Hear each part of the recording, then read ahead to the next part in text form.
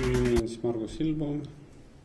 Tegelen nii harrastus kui ka tippsportlaste toitumiskavade koostamisega ja valmistan neid siis ette erinevateks võistlusteks, kus nad oma tulemust tahavad siis maksimaalselt näidata. Kui me nüüd sujuvalt siit lähme siis nende ütleme siis harrastussportlaste toitumise juurde üle, et siis harrastussportlased ja tegelikult absoluutselt kõik sportlased peavad jälgima ikkagi üleüldiseid põhimõtteid.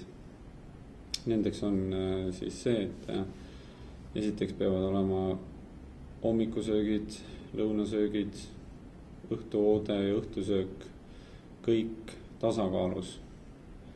Et kui tahate väga head tulemust saada, siis 90% teie tulemusest, kui me nüüd toitumist silmas peame, siis toitumises on tavatoidu osakaal umbes 90%.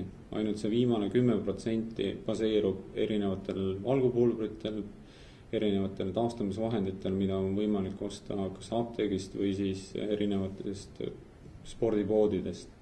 Aga see 90% on võimalik saada siis tavatoiduga. Ja see on üsna suur protsent, et täpsed toidu kaalumised ja praktika näitavad seda, et kui inimesed söövad tasakaalustatult, ma mõtlen siin matemaatiliselt tasakaalustatud toitumist, see tähendab siis seda, et sul peab päeva jooksul kokku tulema kuni 60% süsivesikuid, ütleme seal 15-20% rasvu ja umbes 20-25% valke. Et kui sul on see matemaatiliselt tasakaalus see päev, siis tegelikult see taastumine paraneb tunduvalt. Et kõige suurem kaotus, mida sportlane võib taastumisel saada, ongi see, et ta sööb ebaregulaarselt ja matemaatiliselt tasakaalustamata toitu. Et see on tegelikult see, mis tõmbab selle taastumisprotsessi alla, see ei suuda taastuda enam nii kiirelt, ehk siis tegelikult hakkad ajaliselt hiljaks jääma. Et kui sul on mingisugune plaan, üldjuhul kõigil on plaanid, need plaanid on püstitatud kas kilometraažile, tonnaažile, tundide arvule, millele iganes. Ja nende plaanide üks suur miinus on see, et inimesed arvavad, et kui ma selle plaani ellu viin, tehes siis mingi teatud arv tunde täis, siis ma olengi nagu selleks võistluseks valmis.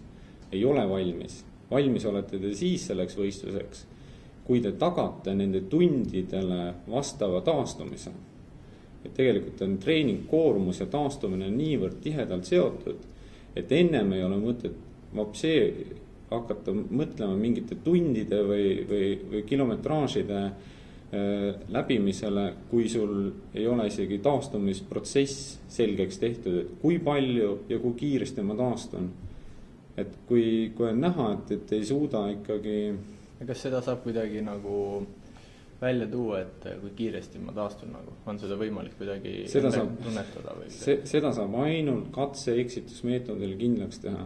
Ehk siis tegelikult on, ütleme, pikas perspektiivis tuleks tekitada igal inimesel, kes tahaks vähegi kuhugi jõuda, süsteem, kus tal on võimalik järeldusi teha. Ehk siis, kui ma toitun nii ja nii ja nii, siis ma taastun nii ja nii ja nii. Siis sealt hakkab juba järelduste jada pihta. Et ma nüüd muudan enda toitumist selles ja selles suunas, järelikult nüüd peaks see efekt olema nagu tiba parem ja siis sa vaatadki, ka see, tuleb see taastumise efekt välja. Põhimõtteliselt seda ma tunnetan siis nagu keha peal endaga. Tegelikult on erinevad parameetrid, et kas siis täpselt näitude põhjal. Et siin on tegelikult miljoneid parameetrid, et kas sul on siis kuidagi jooksuajad paranenud, kas sul on keha koostis näiteks muutunud, seal rasva on vähem, lihast rohkem, kõik erinevad näitajad tuleb arvesse võtta seal analüüsis. Aga see on võimalus tegelikult paljude jaoks, et kui sa natukene vitsid enda taastumisega vaeva näha ja seda arendada, läbi analüüsis ja tegelikult võid sellest tava sportlase versioonist nagu tõusta üsna kõrgele.